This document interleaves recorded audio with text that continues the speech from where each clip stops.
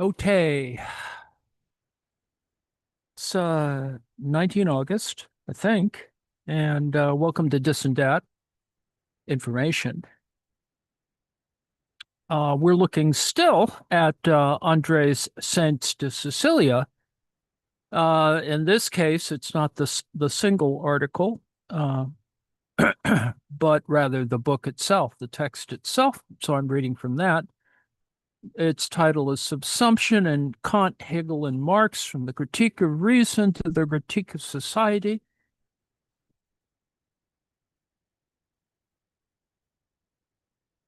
We're going to start again. I know this will seem redundant, uh, but we're going to look at the introduction and then chapter 1.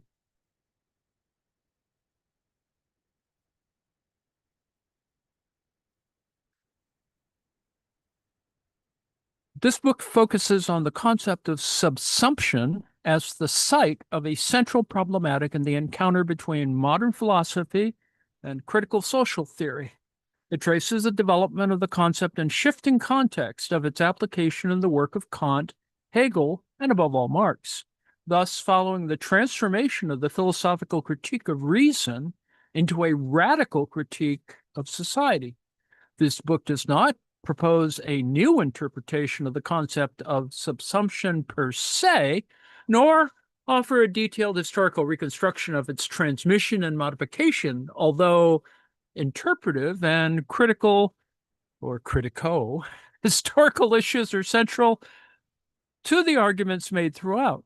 Rather, it attempts to construct a framework within which to explore the social implications of conceptual relations and conceptual implications of social relations by establishing the continuities and discontinuities, consistencies, and contradictions in the use of subsumption, both within and across the theories in question. It is perhaps the proposed consistencies that are most significant in the chapters that follow, insofar as they enable the construction of a unique problem of subsumption inaugurated by Kant and which reaches its apex, if not completion, in Marx's critique of political economy.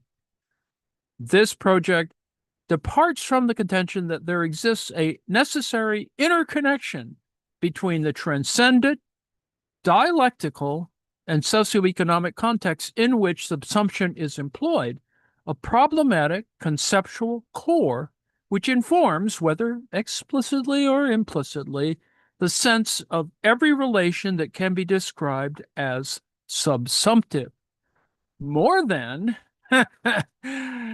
establishing a genealogically interpreted and genealogically interrelated succession of scenarios in which the concept has been used, or explicating the solely and analogical function taken on by the concept when deployed outside of an immediate logical context. This book demonstrates that there is a shared conceptual basis from which it is possible to approach ideas such as Kant's claim that, quote, we can only understand and communicate to others what we ourselves can produce, and Marx's assertion that capital does indeed exist from the outset as one, or unity, as opposed to the workers as many.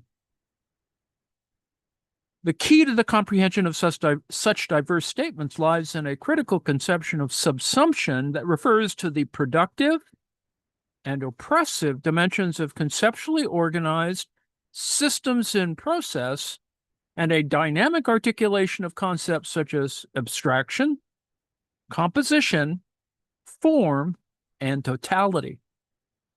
Developing an account of this critical concept of subsumption requires a far more expansive and deeper engagement with its conditions, structure, and effects than is normally afforded to it. Adequately grasping these is hindered by the fact that the scope of what subsumption denotes appears at first sight to be both too vast conceptually and too narrow textually. Conceptually, Subsumption immediately connects to a vast complex of problems and ideas within philosophy.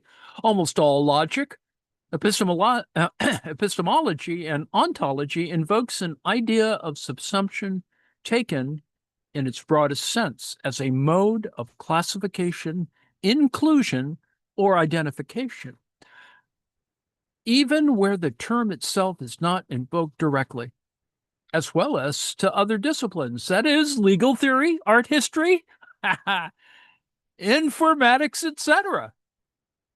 Yet textually, none of the authors in question, nor by and large the traditions they have inspired, recognize subsumption as a concept central to their theories or as a distinct philosophical problem worthy of sustained engagement, as they do, for example, with proximate concepts such as abstraction, contradiction, or alienation. Now, this difficulty perhaps explains why no in-depth study dedicated to subsumption has previously been undertaken, and why, where it is discussed, there is a sharp disjunction between the term's employment as a strictly philosophical concept and its employment as a technical Marxist concept. The connection between these two aspects, a small number of exceptions notwithstanding, has by and large been treated as a superficial one of primarily philosophical interest and incidental to the systemic significance and functioning of Marx, Hegel, Kant, Hegel, and Marxist thought. At the same time, such contemporary philosophy and critical theory has actively problematized the political dimension of logical/ontological relations as political relations in tandem with the concern over the status of the particular, or with greater logical coherence, the singular, generating a panoply of relational categories which have come to acquire normative status: affinity, constellation, rhizome, multitude, difference, and exclusion/exception. A general notion of subsumption often figures here, connected or synonymous with abstraction as a bad relation or operation against which critique is directed. That is, unilateral, reductive, and repressive in its integrative function. However, without penetrating the complexity and productivity of subsumptive relations and their constitutive processes, such moralisms of the abstract/concrete struggle to account for how their political demands and calls might be theoretically articulated with the material conditions and possibilities implicated in their realization.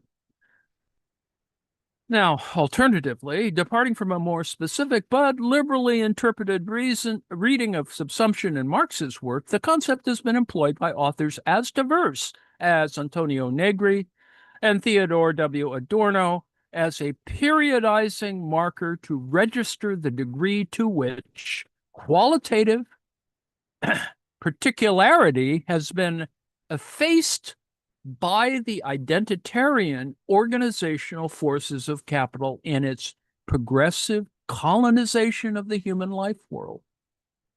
Again, though, while grasping certain core aspects of capitalist subsumption, these readings tend to simplify and exaggerate its inner dynamic and effects, undermining the force of subsumption as a critical category through which to comprehend real conditions and real conflicts. By emphasizing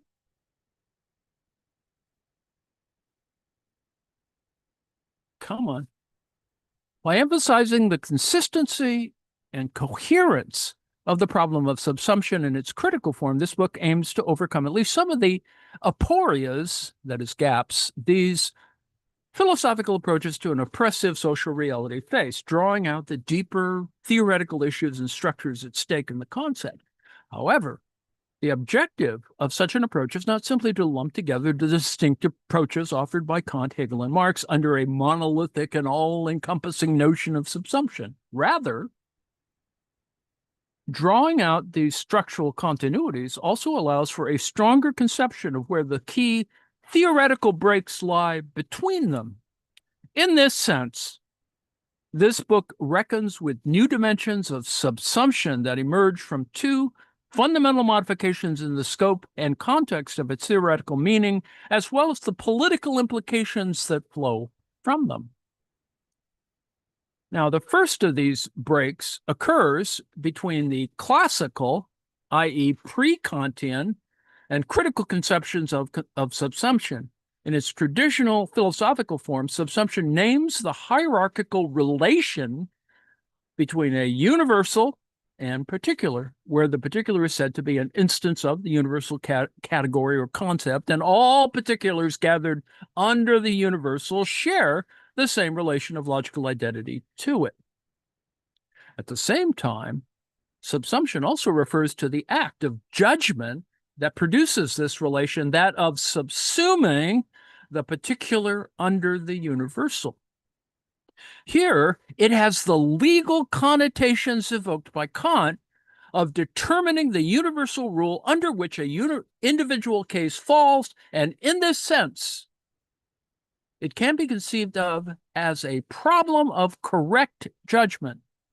Now, this notion of a logical act / relation of classification is first presented by Aristotle and his commentators, but only formalized in the 13th century as the famous Dici de Omni, where the phrase sumere sub first appears in a text by William of Sherwood, amongst similar formulations by Aquinas, Pseudo-Aquinas, Albertus Magnus, Occam, and Buridan. This is then conjoined into subsumptio in the 16th century and reaches Kant via authors such as Wolff, Crucius, and Baumgarten. Footnote 3. In distinction to this classical sense, the modern or critical concept of subsumption pertains to relations that are effective as or actual beyond a purely conceptual sphere of representation, marking a transition from formal logic to diverse logics. Thus, for Kant, Hegel, and Marx alike, subsumption is not an abstract operation that affects a mere play of representations, but one with a systemic and real significance insofar as it productively relates heterogeneous orders and their elements, for example, concepts and intuitions, in order to determine the form of the objective or actual through active processes of adaptation, mediation, and unification. Footnote 4. What is presupposed in this processual idea of subsumption is a given distribution of elements whose initial configuration and function is resolved or suspended by their subsumptive articulation within a new order of being. That's specified by the determining forms under which the particulars are subsumed.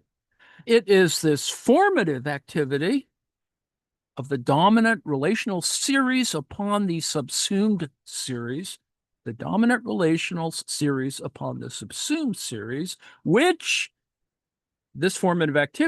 establishes systemic coherence and objectivity, as, for example, in Kant's Critique of Pure Reason, where, quote, experience rests on the synthetic unity of appearances, i.e., on a synthesis according to concepts of the object of appearances in general, without which it would not even be cognition, but rather a rhapsody of perceptions, which would not fit together in any context in accordance with rules of a thoroughly connected possible consciousness, thus not into the transcendental and necessary unity of apperception. Footnote 5.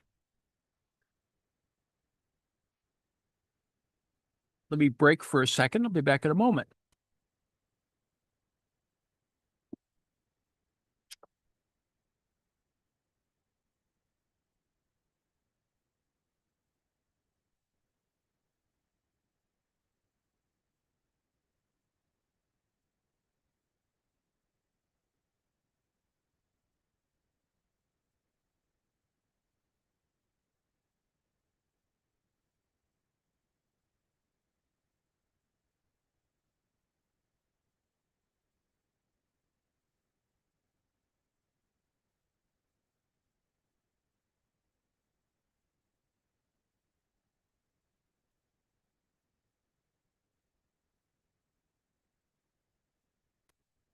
We are back. A crucial theory or critical theory of subsumption. A critical theory of subsumption must then not simply grasp the logical relation implied by the conceptual synthesis, thus revealing the mediated character of an apparently unmediated presence, but actively seek to establish what the process of synthesis consists in, what its conditions, structure, and effects are. In this sense, the theory of subsumption becomes an essential component of critique, and that it establishes a connection between some given presence or objectivity and the subject and context of its production, moving from the judgments that subsume a particular under an already constituted category to the occlusive constitution of the field of categories themselves. Footnote 6.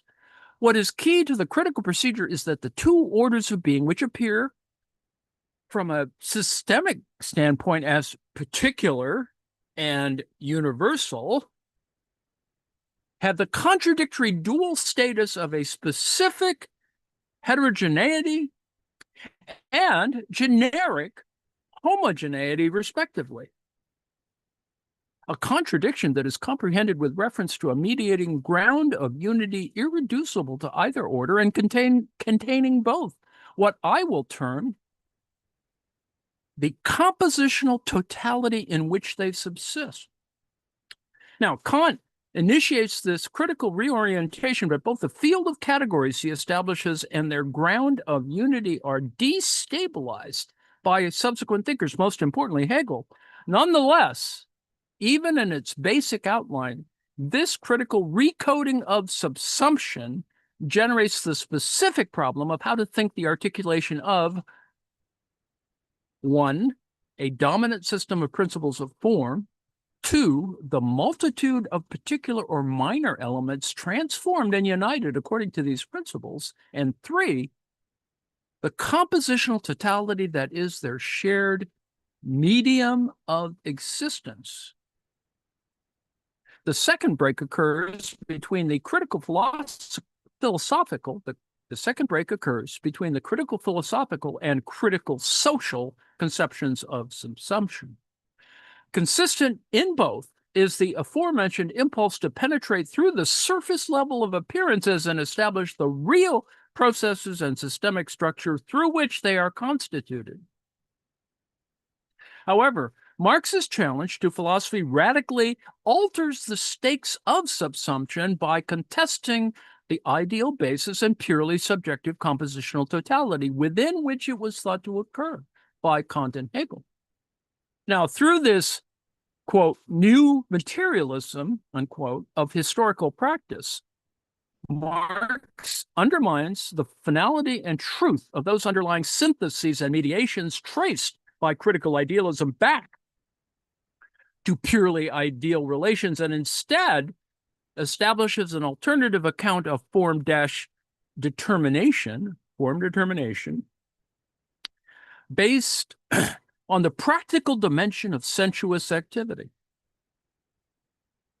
Subsumption is no longer an operation restricted to the mental, but is transposed to the domain of social practices and their determining relations. So, for Marx, the metabolic syntheses, remember that, metabolic syntheses effected by these practices are the real basis underlying any formal or conceptual synthesis of elements, as well as the ground of unity in which their significance is always ultimately registered.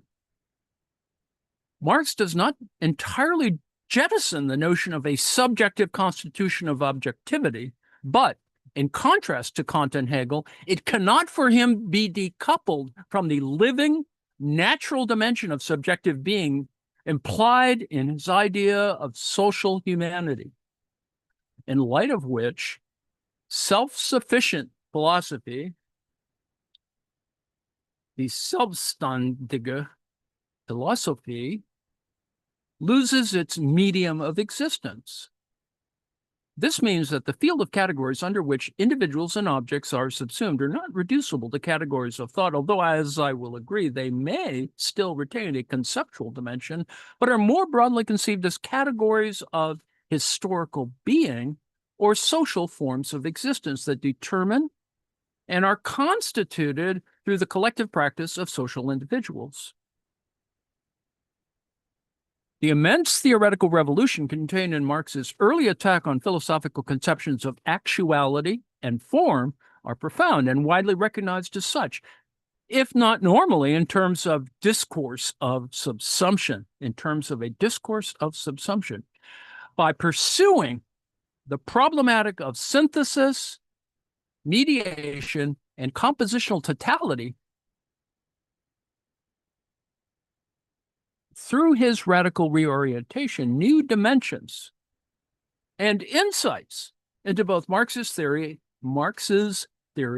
and the concept of subsumption itself become available to us, in particular, the unique dialectical unity of conceptual relations and socio-natural being implied in Marx's idea of a logic of the body politic, and the historically determined coordinates of that logic encapsulated in the idea of quote-unquote social form.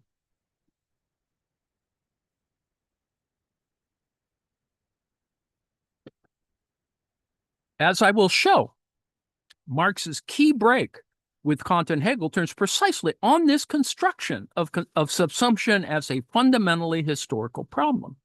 For German idealism, the compositional totality mediating subsumptive relations is marked by a structure of reflexive or speculative closure, which delimits the possibility of the field of form-determining categories according to a self-referential horizon, that is, philosophy's medium of existence. A lot there. For Marx, however, the compositional totality, that is, society, is constituted in the tension between its own immediate horizons that act as a form of structural limitation and the open series of possibilities that are both imminently present and active within those horizons, and yet at the same time transcend the latter. The structural closure of the totality of composition that would be for Marx and Hegel constitute a final limit is thus for Marx never more than provisional, constituted as it is as an open process of historical development that exceeds reduction to a basic framework of substantial social action, or in the form in which that idea of action is fully developed, social reproduction. It is precisely through such a dialectical thinking of history and nature as the socio-natural that Marx is able to articulate his own original conception of freedom that places the finality of any form or structure of subsumptive determination in question. At the same time, Marx is able to refine his analysis of those forms and structures in relation to the historically specific logic of the specific object, namely bourgeois society, giving rise to the theory of the subsumption of labor under capital. Here, subsumptive relations appear in a historically specific form under certain conditions of social reproduction and with their own unique field of categories which Marx elaborated through his critique of political economy. The problem of subsumption in a capitalist context turns on how these categories, that is, social forms or real abstractions, are articulated with an effect and affect the wider sphere of subjective and objective elements that they subsume, as well as the compositional structure that grounds their social power and actuality, that is, society or the body politic. Now, this is a problem which Marx, given his own apparent hesitation with regard to the theory of subsumption, only partially engaged with in explicit terms, although in a broader sense, it also characterizes a fundamental aspect of his critical project taken as a whole. Now, nonetheless, if developed in more detail and with greater conceptual rigor in a manner adaptable to both the concrete specificities and open possibilities of the social process, a critique of capitalist subsumption can offer a compelling theorization of the precise mechanisms of capitalist power.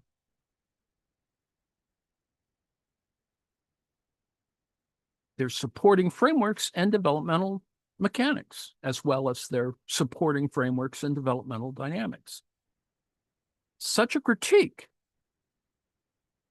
of capitalism or capitalist subsumption will enable us to specify with greater clarity what is exactly at stake in contemporary forms of domination and the struggles to supersede them. That is, to know what we really mean when we say that something is, quote unquote, subsumed. Number 1, chapter outline. The first chapter of this book presents an exposition and critical reconstruction of the concept of subsumption in the writings of Kant and Hegel.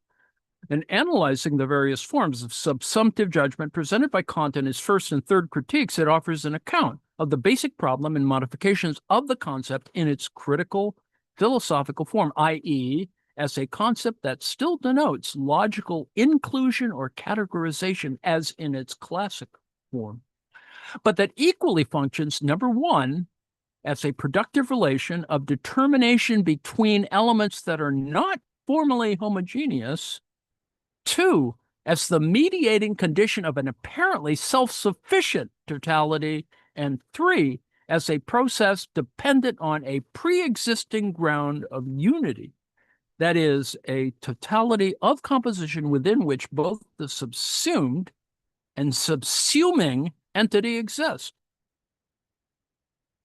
Following this, the chapter moves on to a reading of subsumption in Hegel's work, focusing on how his critique of Kant, specifically of transcendental logic and the transcendental subject, leads to a new form of speculative totality and thus a new context for subsumption. Subsumption here no longer functions to mediate heterogeneous faculties in a static, structural context, that is, transcendental apperception, but rather appears as a form of mediation specific to different stages in a process of dialectical development, thus breaking with both the fixed transcendental categories and principles that are the functions of subsumption for Kant and the individual consciousness that acts as the compositional totality within which Kantian subsumption occurs. Now, this expands and deepens the critical concept of subsumption, although Hegel will ultimately criticize its logical insufficiency as an unresolved opposition that contradicts its apparent unification of universal and particular. Hegel thus establishes a dynamic, developmental, and social relational theory of subsumption, whilst also highlighting the constraining, abstractive, and repressive dimensions of subsumption, all of which set the scene for Marx's appropriation of the concept.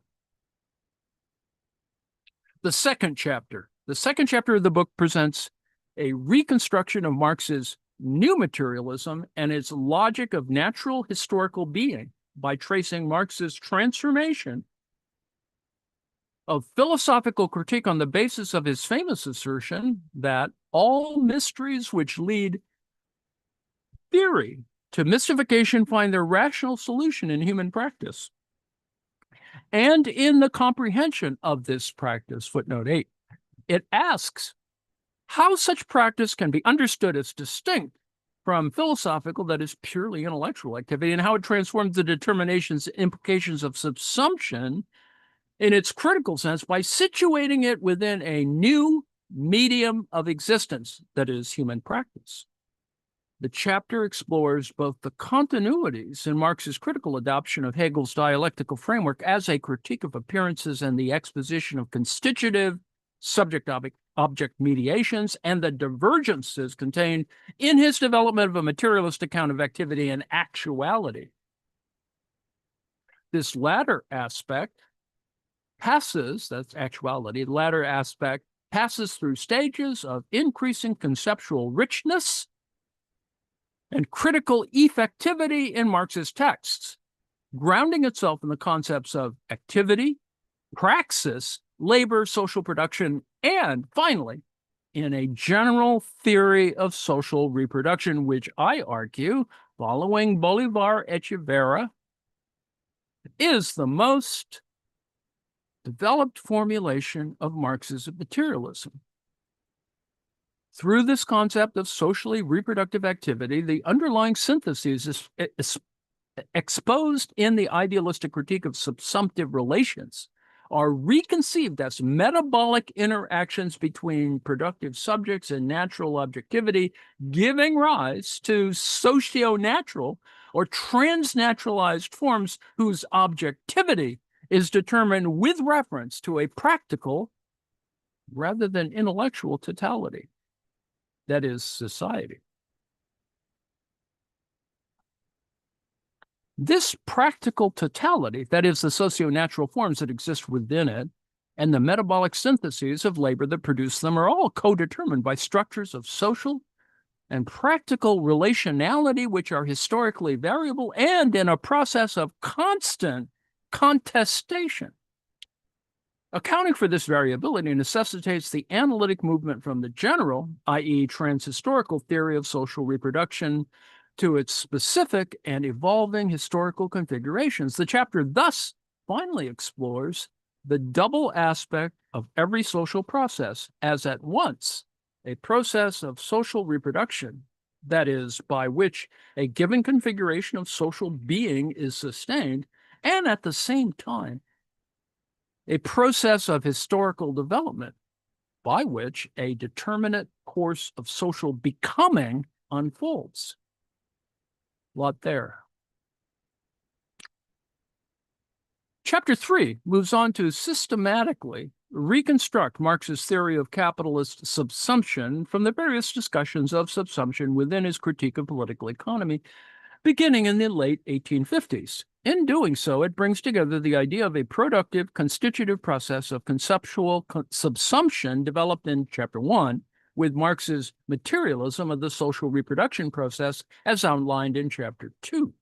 It aims to show how the reproduction of capitalist societies, that this realization of that sort, takes place on the basis of a mediating relation of subsumption under economic abstractions operative at two distinct but interconnected levels. That is, number one, subsumption to the abstract universality of value and impersonal market forces in the process of commodification and exchange. And number two, subsumption to direct capitalist command in the production process. These two moments reciprocally form what I identify as the distinctive synthesis of capitalist subsumption, by means of which the formal economic determinations of circulation are grounded in and progressively come to modify the metabolic synthesis of production. I analyze the multiple forms of subsumption to capital outlined by Marx, that is, formal, hybrid, and real. Formal subsumption, hybrid subsumption, and real subsumption as that which allows abstract economic categories to be articulated with concrete productive practices in diverse ways and develop their full implications both in terms of the command relations governing production and the objective structure and output of the labor process. Chapter 4 takes a more problematizing Chapter 4 takes a more problematizing tack, T-A-C-K, departing from the insufficiencies of Marx's account of capitalist subsumption and the theoretical ambiguities arising from them. I argued that further determinations of the concept have to be developed in order to overcome the opposition between Marx's abstract linear scheme of forms of subsumption and their concrete historical actualization. To this end, I propose a dynamic conception of subsumption that mediates between the two in order to establish the systematic necessity but historical contingency of capitalist subsumption. I begin by criticizing the two interpretive extremes that have dominated the Marxist discourse of subsumption. The first of these is the crude historical schematization of the transition from formal to real to total subsumption found in the works of Antonio Negri and Theodore W. Adorno. Here, I reject the idea that the dynamic of subsumption constitutes either an extensive template of world historical development, or a theory of the internal periodization of the capitalist mode of production, as Jason Reed has it.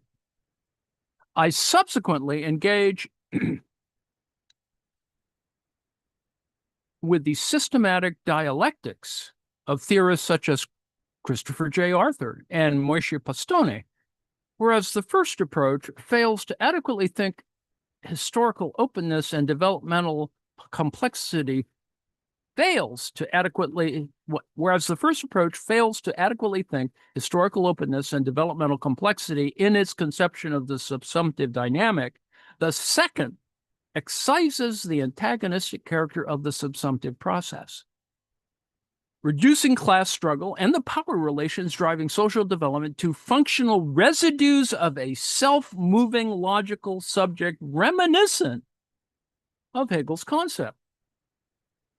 Now, both extremes threaten to impress closure into the theory of subsumption, either diachronically, that is, closure to historical contingency, as in the first case, or synchronically, that is, closure to systemic externality, as in the second case, reducing subsumption to either a linear developmental telos of modern society or a generic cellular tendency of capital. A dynamic conception of subsumption, by contrast, mediates these systematic aspects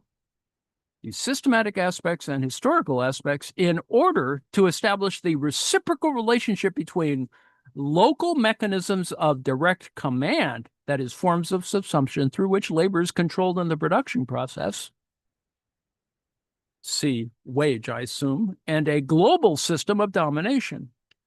I therefore go on to explore what effects, conditions, conflicts, and possibilities are generated by the increasing dominance of capitalist reproduction as the primary form of global social reproduction, how it interacts with non-capitalist forms of objectivity and subjectivity, absorbing them, altering them, abolishing them, or being resisted and altered by them in turn.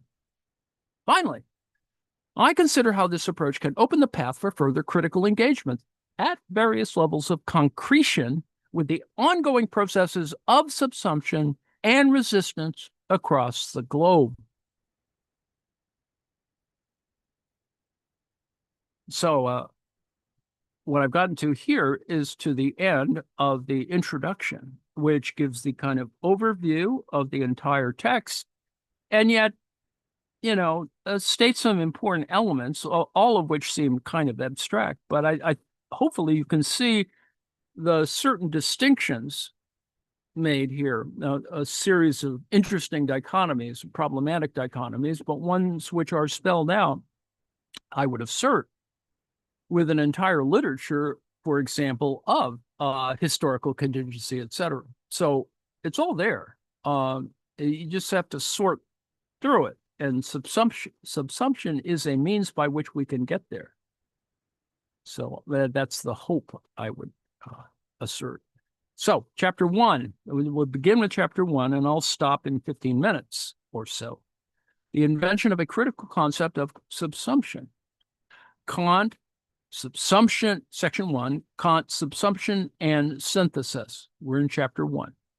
Judgment in its various forms and occasions lies at the heart of Kant's critical philosophy. Indeed, read in strictly methodological terms, the Kantian project might be best understood as an attempt to systematically transpose the basic logical forms of judgment structuring discursive reason onto the various spheres of rational activity.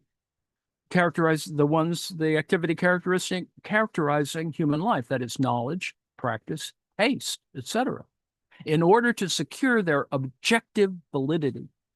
At the center of this judicial enterprise lies the act of subsumption, that is, the process through which the particular content of the various domains is brought to bear under the universal judgment forms which Kant prescribes to them. Consequently, understanding the modes of subsumption operative in the various species of judgment, the particular configurations of the faculties that work in each, and the circumstances that occasion them, is critical to grasping the way in which Kant's thought functions as a systematically oriented whole, as well as highlighting the multiple points of tension at which this Kantian system threatens to break down or transgress its own limits. In its most general sense, subsumption is for Kant the process which determines the application of a concept to a representation, or the representing concretely of a particular under a concept. Now, this act is modeled on the minor premise of a syllogistic judgment in which a given universal rule, such as all men are mortal, is applied to a particular case. Caius is a man, and from which an inferential judgment can flow, establishing all the implications of the rule within the particular. That is, Caius is mortal, therefore. Indeed, this kind of syllogistic judgment is the model for Kant's entire theory of rational cognition, within which subsumption functions as the mediating act connecting particular representations with the predicates or marks, the Merkmale, of universal concepts. Quote, reason, considered as the faculty of a certain logical form of cognition, is the faculty of inferring, i.e., of judging immediately through the subsumption of a condition of a possible judgment under the condition of something given. The given judgment is the universal rule, the major premise, major. The subsumption of the condition of another possible judgment under the condition of the rule is the minor premise, the minor. The actual judgment that expresses the assertion of the rule in the subsumed case is the conclusion, conclusio. The rule says something universal under a certain condition. Now, in a case that comes before us, the condition of the rule obtains. Thus, what is valid universally under that condition is also to be regarded as valid in the case before us, which carries the condition with it. We easily see that reason attains to a cognition through actions of the understanding that constitute a series of conditions. Footnote 1. Close quote. In his pre-critical essay from 1762 on the false subtlety of the four syllogistic figures, Kant works through the compositional structure of this series of conditions as an assemblage or of marks, M-A-R-K-S, marks constituting a concept. The composite unity of marks in a concept is what gives the rule for determining a logical subject as one specific thing rather than another. Footnote 2. In its genesis, Kant explains, such a concept is always abstracted as a characteristic mark, M-A-R-K, mark from other subordinate concepts, i.e. those that are subsumed under it, and thus carries up and totalizes the characteristic marks belonging to these subordinate concepts. With this, the conditions are carried up. Footnote 3. These subordinate conditions, however, are only mediately, M-E-D-I-A-T-E-L-Y, mediately related to the concept in question. As they do not correspond to its minimal definition, the operation which renders the relation immediate for consciousness is the syllogistic inference. Thus, for Kant, it is mistaken to think that logic begins with concepts, because prior to them, as their generative requirements, are judgments and syllogisms. There's something a priori, right? Quote, a distinct concept is only possible by means of a judgment, while a complete concept is only possible by means of a syllogism. A distinct concept demands, namely, that I should clearly recognize something as a characteristic mark of a thing. But this is a judgment. In order to have a distinct concept of a body, I clearly represent to myself impenetrably as a characteristic mark of it. This representation, however, is nothing other than the thought, that is, a body is impenetrable. The only thing which needs to be remarked upon in this connection is the fact that this judgment is not the distinct concept itself, but rather the action by means of which the distinct concept is actualized. For the representation of the thing which comes into being after the operation is distinct. Footnote 4, close quote. Concepts are therefore developed and connected with each other as well as their objects through elementary acts of judgment, and their unity is not apprehended passively, but must be produced.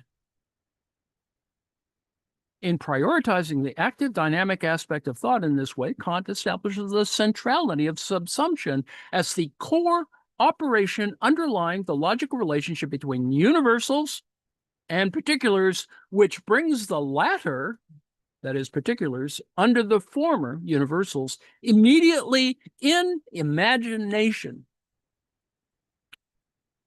The problem of correspondence between concept and object, or rule and case, which has troubled philosophy since the time of the Greeks, is for Kant not therefore primarily about recognition or classification, but rather production. Recognition, as we'll see, is the only final moment which consummates the subsumptive process. So recognition, right? So anyway, footnote 5. As Kant declares in a letter from 1794, we can only understand and communicate to others what we ourselves can produce. Footnote 6. Thinkability, and more importantly, objectivity, must be produced through acts, ACTS, acts and series of judgments, at the heart of which lie subsumptive operations. There's a lot there. 1.1, subsumption's role within pure cognition. This notion of the productivity of subsumptive judgment is fundamental for Kant's account of how objective experience is constituted through pure cognition. That is, cognition of objects grounded in an accord between the faculties of sensibility and the understanding established logically prior to any particular content which it might give rise to. Here, subsumption is the common thread and key link in Kant's transposition of general or formal logic into a transcendental logic of experience. As in Carsten Held's word, it is both the paradigmatic activity of the mind in forming judgments and the paradigmatic explication of what Kant means when he characterizes the activities of the understanding as acts of, quote unquote, determination. Footnote 7. However, the problem of transcendental subsumption is not straightforwardly one of subordination to higher concepts, as it is in its purely logical form, but rather depends first and foremost on the adaptation or schematization of entirely unhomogeneous sources of representation to one another, such that they can be articulated as a single series of conditions structured according to the universal-particular relationship. So, for Kant, the objectivity of experience can only be secured by establishing its thoroughgoing interconnectedness and consistent unity as a whole of compared and connected representations. This interconnection cannot, however, be derived from experience, as it would lack the a priori necessity required for the truly lawful definition of objectivity to which Kant aspires. Quote, experience never gives its judgment true or strict, but only assumed in comparative universality through induction. Footnote 8. Instead, in the critique of pure reason's infamous transcendental deduction, Kant attempts to establish the validity of infamous transcendental deduction. Kant attempts to establish the validity of a universal, law-governed structure of experience which would a priori condition, although not generate, every possible object of empirical experience. Now, to this end, in the deduction, sensible intuitions are posited as necessarily rather than contingently subject to a set of conceptual laws of relations, that is, concepts of the object of appearances in general, which order and organize them discursively in order to constitute the coherent continuum of conscious experience, that is, quote unquote, the series of conditions. This transcendental use of the understanding is the means by which experience attains its objective character and can be categorically distinguished from a mere rhapsody of perceptions or the habitual aggregation of empirical sensations. Footnote 9. I'm going to stop here because we have other things to do. And I will take this up at footnote 9 on Monday. And you may not be getting anything out of this. I am. I think this clarifies a certain number of things that one has when one has read Kant, etc. So thank you very much. I'm going to shut the live stream and then shut the share.